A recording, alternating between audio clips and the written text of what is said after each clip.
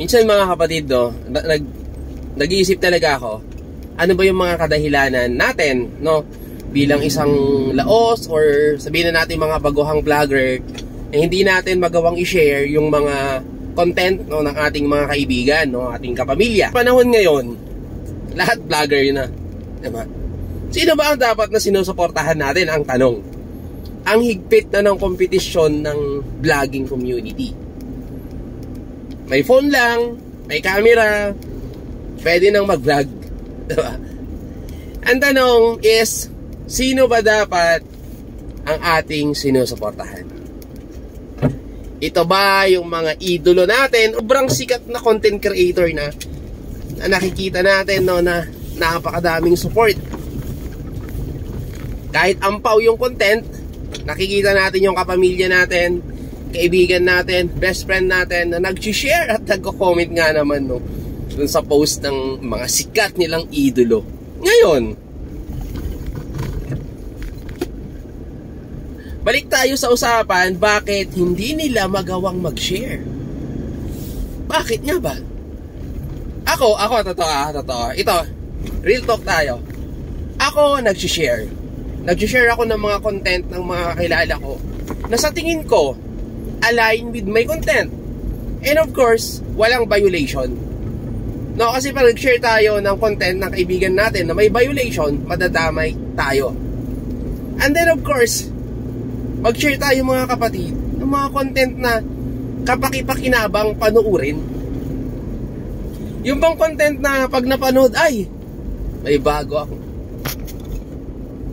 Yung bang mga content na pag napanood, ay, yung pala yun, no? May bago akong kaalaman na pwede kong gayahin para mapaunlad yung aking diskarte, mapaunlad yung buhay ko, buhay Kristiyano, pagbabasa ng Bible, etc. etc. Pero, sadly, totoo lang, sadly, bakit hindi tayo nag-share most ng mga content ng ating mga kakilala? Ayaw nating masapawan. Ayaw nating isipin niya na idolo natin siya. Ayaw nating yumaman. Yung kaibigan natin, yung tropa natin. Ayaw nating sumikat siya. Pero tayo ay laos. Sad to say, that's it. Ano ako, cheap? Magsishare ako ng content na hindi naman sikat yung gumawa, pero kakilala mo, pero kaibigan mo. And in times of trouble, kapatid, malalapitan mo. Yung bang sinasamba mo, sobrang iniidolo mong sikat na content creator, pag nagka-problema ka, malalapitan mo ba? Pag nagka-problema ka, matatawagan mo ba? Well, nasa inyo yan.